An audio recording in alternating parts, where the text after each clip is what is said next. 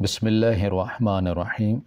السلام علیکم۔ ابا اور اماں کے جھگڑوں سے میرے سر میں پھر درد شروع ہو چکا تھا۔ نہ جانے کیا مسئلے تھے جو ختم ہی نہیں ہوتے تھے۔ اماں کو پیسوں کی ہوس تھی، وہ ساری زندگی قبرستان میں نہیں گزارنا چاہتی تھی۔ ان کا کہنا تھا کہ مجھے یہاں رہنا بہت مشکل لگتا ہے، ساری زندگی میں نے ان مردوں کے بیچ میں ہی گزاری ہے، ایسا لگتا ہے کہ میں جیتے جی مر گئی ہوں، میرے رہنے کا کہیں اور انتظام کرو۔ اور ابا کی ایک ہی بات تھی کہ یہ گھر سرکار کی طرف سے مفت میں ملا ہوا ہے، یہاں نہ بجلی کا خرچہ دینا پڑتا ہے نہ گیس کا بل، سب کچھ سرکاری ہے، کہیں اور گھر لوں گا تو گزارا نہیں ہو سکے گا کیونکہ میرے کام میں اتنا پیسہ نہیں ہوتا۔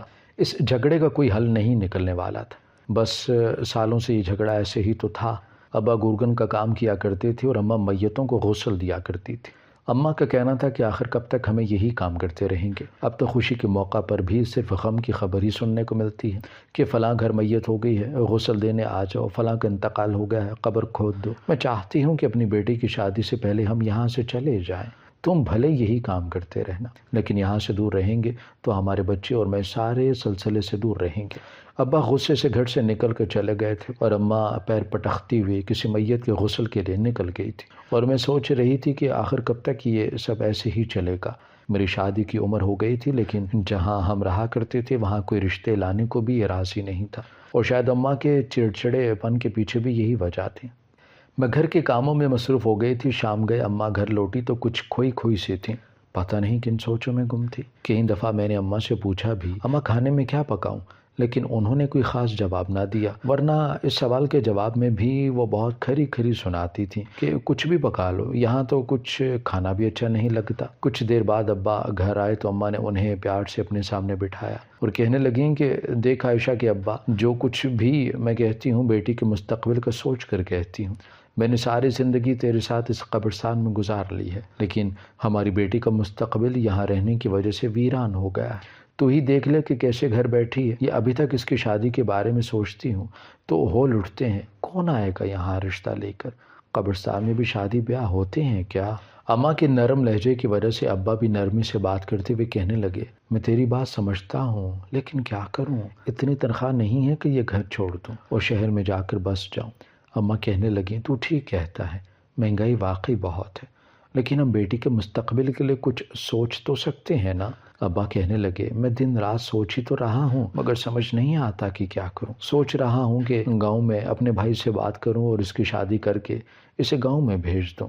ابا کی بات سنتے ہی اماں نے ناراضگی سے ابا کو دیکھا اور کہنے لگی، خود ہم نے ساری زندگی یہاں اس ویرانے میں گزار دی اور اب بیٹی کو اس گاؤں میں بھیج دو جہاں بجلی اور پانی کی سہولت بھی نہیں۔ انسان بہتری کے لیے حل تلاش کرتا ہے اور تم تو زندگی کو مزید مشکل بنانے کا سوچ رہی ہو۔ ابا کہنے لگے، ارے نیک بخت، پھر تو ہی کچھ بتا دے، کیا کرنا ہے، میرے پاس اور کوئی دوسرا راستہ نہیں ہے۔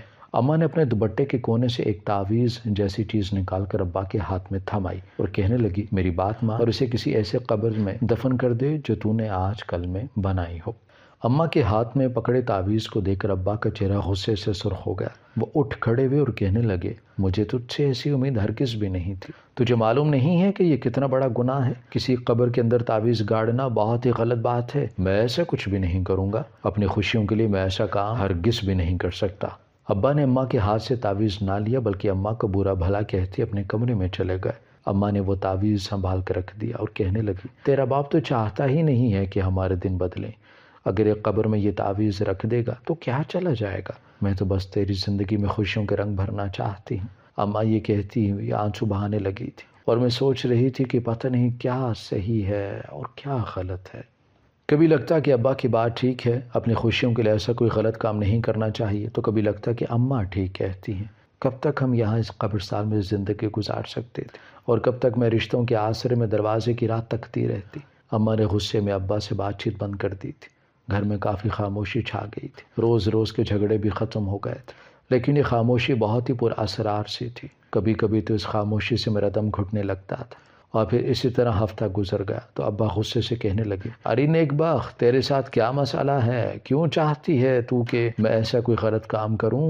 اماں نے ابا سے کوئی بات نہ کی، جواب ہی نہ دیا، خاموشی سے منہ پھیر کر بیٹھ گئی۔ نہ جانے ابا کے دل میں کیا سمائی، کہنے لگے، اچھا ٹھیک ہے، لا مجھے دے تعویذ، میں کرتا ہوں کچھ۔ ابا کی بات سن کر جہاں میں حیران ہو گئی تھی وہیں اماں کے چہرے پر خوشی کے رنگ آ گئے تھے۔ وہ جلدی سے گئیں اور جہاں الماری میں تعویذ سنبھال کر رکھا تھا وہاں سے نکال کر لائے۔ کہنے لگیں کہ بس یہ سوچ کر دفن کر دینا کہ اس کے دفنانے سے تیری بیٹی کی زندگی میں خوشیاں آ جائیں گی۔ زیادہ کچھ نہیں کرنا، کوئی ایسی قبر جسے تو نے کچھ ہی دنوں پہلے بنایا ہو، زیادہ پرانی نہ ہو، وہاں اسے گاڑ دینا۔ ابا نے وہ تعویذ لیا اور گھر سے نکل کر چلے گئے۔ اماں کی خوشی کی انتہا نہ رہی، کہنے لگیں بس میری بیٹی اب تو زیادہ دن ہماری دہلیز پر بیٹھنے والی نہیں ہے، دیکھنا جلدی تیرا بہت ہی اچھی جگہ سے رشتہ آئے گا اور تیری شادی ہو جائے گی۔ میں نے اماں سے پوچھا یہ تعویذ تم کہاں سے لائی تھی؟ اماں کہنے لگی میں میت کو غسل دینے گئی تھی، وہیں ایک عورت نے بتایا کہ کوئی بزرگ ہے وہ تعویذ دیتے ہیں جس سے بیٹی کے رشتے کا مسئلہ حل ہو جاتا ہے۔ اتفاق سے اس عورت کے پاس ایک تعویذ موجود بھی تھا، اس نے وہی مجھے دے دیا تو میں لے آئی۔ اماں کی بات مجھے بڑی عجیب لگی تھی کہ میت والے گھر میں کس کے پاس اتنی فرصت تھی جو اماں کے مسئلے حل کرنے بیٹھا تھا۔ وہ جو کوئی بھی عورت تھی اسے کیسے معلوم تھا کہ اماں رشتے کے لیے پریشان ہے، اور اگر اماں پریشان تھی تو اس نے اماں کو مفت میں ہی بزرگ کا تعویذ دے دیا تھا۔ بڑی عجیب سی بات تھی، دل میں بہت سے سوالات آ رہے تھے۔ اماں سے پوچھنے پر اماں نے کہا تو بھی اپنے باپ پر گئی ہے، بات کی کھال اتارنے کے پیچھے پڑ جاتی ہے، ہمارا کام ہو رہا ہے بس یہی کافی ہے۔ اس عورت نے تعویذ کہاں سے لیا، کتنے کا لیا، کیوں لیا، ان باتوں سے ہمارا کیا سروکار ہے۔ میں بھی شادی کے ذکر پر خوش ہو گئی۔ اماں نے تو میری شادی کی تیاریاں بھی شروع کر دی، دن میں ایک آدھ چکر بازار کا کاٹ لیتی اور کوئی چھوٹی موٹی چیز خرید کر لے آتی۔ میں تو ان کی خوشی دیکھ کر ہی خوش ہو جاتی تھی، پتہ نہیں انہیں کیوں اس تعویذ پر اتنا یقین تھا کہ وہ بغیر کسی رشتے کے ہی شادی کی تیاریوں میں ایسی مصروف تھیں جیسے آنے والے مہینے میں ہی میری رخصتی ہونے والی ہے۔ جب سے ابا نے تعویذ دفن کیا تھا ہمارے گھر کے ماحول میں کافی تبدیلی آ گئی تھی۔ اماں ابا کے جھگڑوں میں بہت کمی آ گئی تھی اور ابا کی آمدنی میں بھی کچھ اضافہ ہو گیا تھا۔ اکثر ہی لوگ پانی اور پھول ڈالنے کے لیے ابا کو ایکسٹرا پیسے دینے لگ گئے تھے اور انہی پیسوں سے اماں نے میری شادی کی تیاریاں شروع کی تھی۔ ہفتہ بھر ہی گزرا تھا، ایک دن بڑی عجیب سی بات ہوئی۔ اماں کسی کو غسل دینے گئی اور اب تک قبرستان میں ہی گھوما کرتا تھا کہ مجھے ایسا لگا کہ جیسے ابا کے کمرے میں کوئی عورت بیٹھی ہو۔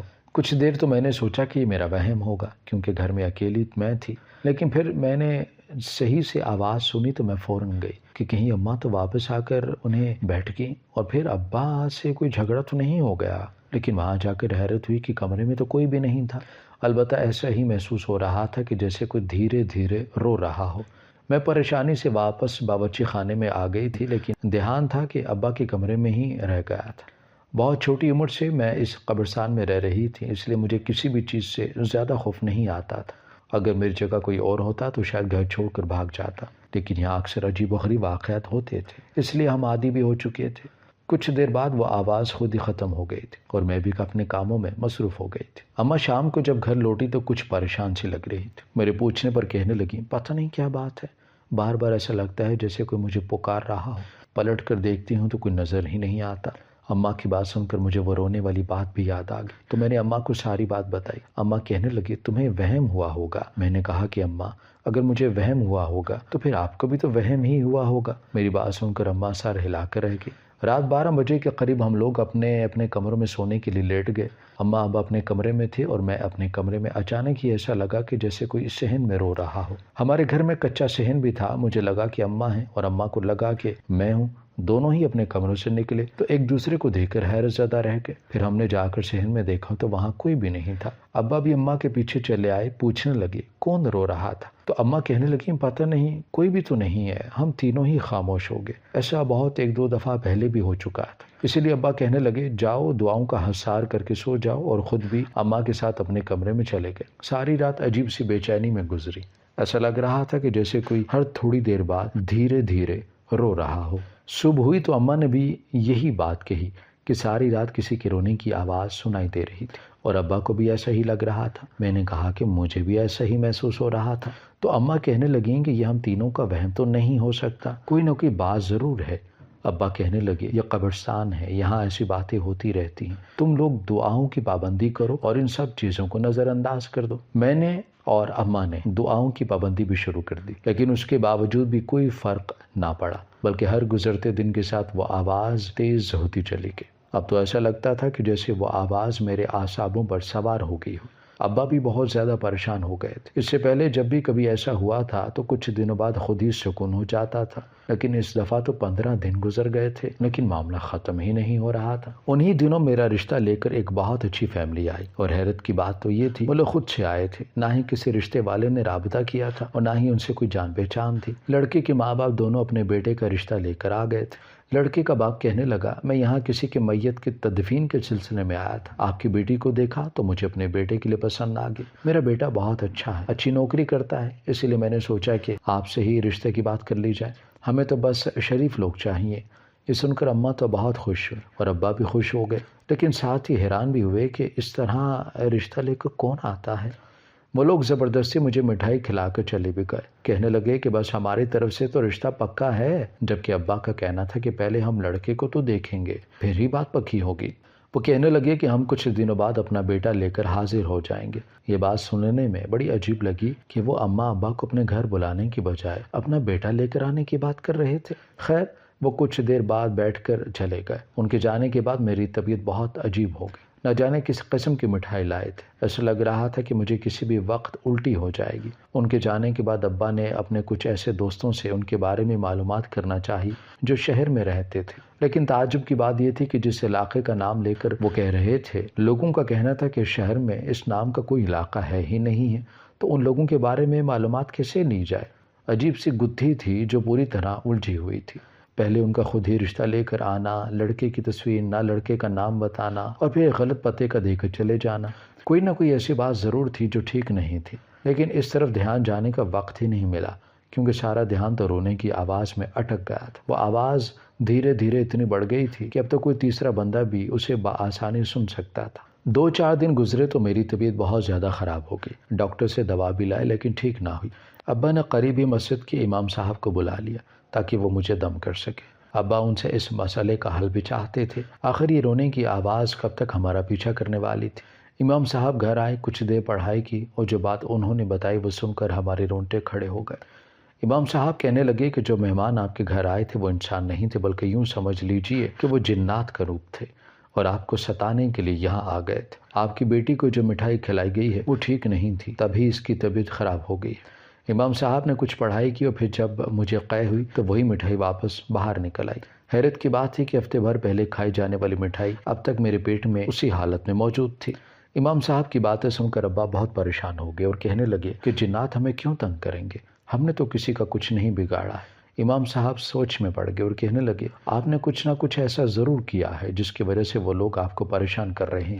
اگر کوئی ایسا کام آپ نے کیا ہے تو اسے ٹھیک کر دیں، ورنہ یہ آپ کے دشمن بن جائیں گے۔ یہ رونے کی آواز بھی اسی بات کا پیش خیمہ ہے۔ امام صاحب نے کچھ پڑھائی کی، کچھ حصار وغیرہ کھینچا اور مجھ پر دم درود کر کے چلے گئے۔ ان کے جانے کے بعد مجھے کچھ سکون آ گیا تھا، لیکن ابا بہت بے سکون ہو گئے تھے۔ رات کے کھانے پر ابا اماں سے کہنے لگے، پتہ نہیں کیوں لیکن مجھے لگتا ہے کہ یہ سب اس تعویذ کی وجہ سے ہو رہا ہے۔ بظاہر تو اس تعویذ کی وجہ سے سب اچھا ہوا، لیکن اب دیکھو ہم کتنی بڑی مصیبت میں پھنس گئے۔ اگر وہ جنات ہمارے ساتھ کچھ برا کر دیتے یا ان کی وجہ سے ہماری بیٹی کی جان چلی جاتی تو کیا ہوتا؟ ابا بار بار اماں سے پوچھنے لگے کہ تمہیں وہ تعویذ کس عورت نے دیا تھا اور کس وجہ سے دیا تھا؟ اماں کا یہی کہنا تھا کہ اس نے تو رشتے کا کہہ کر یہ تعویذ دیا تھا، اور وہ کون تھی اماں کو بھی نہیں معلوم تھا، وہ تو میت کے گھر میں اماں سے ملی تھی۔ ابا نے اپنا سر پکڑ لیا اور کہنے لگے، پتہ نہیں تم کس کی باتوں میں آ گئی ہو، ہر کسی کو اپنے گھر کی معاملات بتانے کی کیا ضرورت ہے؟ ہر کوئی خیرخواہ نہیں ہوتا، کچھ لوگ ہماری باتوں سے ہمارا فائدہ بھی اٹھا لیتے ہیں۔ پتہ نہیں اس عورت نے کس ارادے کے تحت تمہیں یہ تعویذ دیا تھا، خدا ہی جانتا ہے کیا سچ ہے کیا جھوٹ ہے۔ اب یہ تعویذ کہیں ہمارے لیے مصیبت نہ بن جائے، میں آج رات کو ہی جا کر اسے واپس نکال لوں گا۔ تمہاری وجہ سے میں نے اتنا بڑا گناہ کر دیا ہے اور تبھی ہماری زندگی میں اتنی مصیبتیں آ گئی ہیں۔ جو کچھ ہو چکا تھا اس کے بعد اماں بھی کچھ نہ بولی اور خاموش ہوگی۔ رات ہوئی تو ابا تعویذ نکالنے کے لیے گھر سے نکل پڑے، میں بھی جاگ رہی تھی۔ ابا کے پیچھے پیچھے خاموشی سے میں بھی نکل گئی تھی۔ میں دیکھنا چاہتی تھی کہ ابا نے کہاں تعویذ دفن کیا تھا اور ابا کس طرح نکالیں گے، کیا واقعی نہیں اس تعویذ کی وجہ سے یہ ساری پریشانیاں شروع ہوئی تھی؟ ابا ایک قبر کے پاس گئے اور وہاں سر کی طرف سے کھدائی کی۔ کچھ ہی دیر بعد جب ابا نے ادھر ہاتھ ڈال کر تعویذ نکالنے کے لیے تو میرے رونگٹے کھڑے ہو گئے۔ جو کچھ میں نے دیکھا میں وہیں زمین پر گر گئی اور بے ہوش ہو گئی، کیونکہ تعویذ کے ساتھ ساتھ ابا کے ہاتھ میں ایک جوان لڑکی کا سر بھی آ گیا تھا، اور یہ دیکھ کر نہ سے میری چیخ نکلی تھی بلکہ میں بے ہوش ہو گئی تھی۔ جب مجھے ہوش آیا تو میں ہسپتال کے کمرے میں تھی۔ اماں ابا میرے سرہانے کھڑے تھے، مجھے ہوش میں آتا دیکھ کر ابا خوب رونے لگ گئے۔ میں دوبارہ سے چیخیں مارنے لگی تھی۔ وہ منظر میری آنکھوں کے سامنے سے ہٹ ہی نہیں رہا تھا۔ میں نے ایک جوان لڑکی کے سر سے خون بہتے ہوئے دیکھا تھا، بالکل تازہ خون، اور ابا نے اسے بالوں سے پکڑ کر نکالا تھا۔ ڈاکٹر نے مجھے دوبارہ سے انجیکشن لگا دیا اور میں پھر غنودگی میں چلی گئی تھی۔ پھر جب مجھے ہوش آیا تو ابا میرے پاس ہی تھے۔ مجھے دیکھ کر میرا ہاتھ پکڑ لیا، کہنے لگے خود کو سنبھالو عائشہ، کیا ہو گیا ہے تمہیں؟ میں ڈر کر ابا کے سینے سے لگ گئی اور ابا سے کہا کہ ابا قبر سے آپ نے کیا نکالا تھا؟ وہ ایک لڑکی کا سر تھا، میں نے خود دیکھا تھا، اس میں سے خون ٹپک رہا تھا۔ ابا نے انکار میں سر ہلایا اور کہنے لگے کچھ نہیں تھا بیٹی، کچھ نہیں تھا، پریشان نہ ہو، اپنے آپ کو پرسکون رکھو، تم پچھلے 1 مہینے سے بے ہوشی میں ہو، ہوش آتا ہے تو چیخیں مارتی ہو، پھر بے ہوش ہو جاتی ہو، اس بات کو اب مہینہ گزر گیا۔ ابا کی بات سن کر میں چپ ہو گئی۔ 1 مہینے سے کیا میں ہسپتال میں تھی کہ اس رات کو گزرے 1 مہینہ بھی ہو چکا تھا؟ ابا کہنے لگے جو تم نے دیکھا وہ سب ایک بھیانک چکر تھا، بڑی مشکل سے ہم اس چکر سے نکل آئے اور اب دوبارہ اس بارے میں زیادہ نہ سوچو۔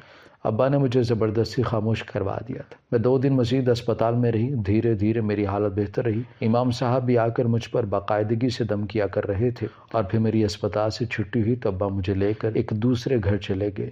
یہ وہ قبرستان والا گھر نہیں تھا۔ میں نے ابا سے پوچھا کہ ہم اپنے گھر کیوں نہیں گئے ہیں تو ابا کہنے لگے تمہاری ذہنی حالت ابھی ٹھیک نہیں ہے، ڈاکٹرز نے تمہیں کسی بھی صدمے سے دور رکھنے کے لیے کہا ہے، اسی لیے ابھی ہمارا وہاں جانا مناسب نہیں ہے۔ اماں بھی سر جھکائے بیٹھی تھیں، بالکل ایسے جیسے کہ وہ مجرم ہو۔ ابا کے جانے کے بعد میں نے اماں سے کہا اماں تم ہی بتاؤ وہ سب کیا تھا؟ تم نے تو قبر میں تعویذ دفن کروا دیا تھا، پھر وہ سر کس کا تھا؟ کافی دیر اماں خاموش رہیں، لیکن میرے بار بار سوال کرنے پر اماں نے مجھے ایک ایسی بات بتائی جسے سن کر میرے سر پر آسمان گر پڑا۔ اماں روتے ہوئے کہنے لگیں کہ بیٹی جس عورت نے مجھے تعویذ دیا تھا دراصل اس نے میرے ساتھ دھوکہ کیا تھا۔ وہ تعویذ تمہارے رشتے کے لیے نہیں تھا، بلکہ وہ تعویذ اس نے اس لڑکی کے حسد میں کروایا تھا جس کو غسل دینے کے لیے میں وہاں گئی تھی۔ اس تعویذ کی وجہ سے ہی اس لڑکی کا انتقال ہو گیا تھا، کیونکہ اس کی حالت بہت زیادہ خراب ہو گئی تھی۔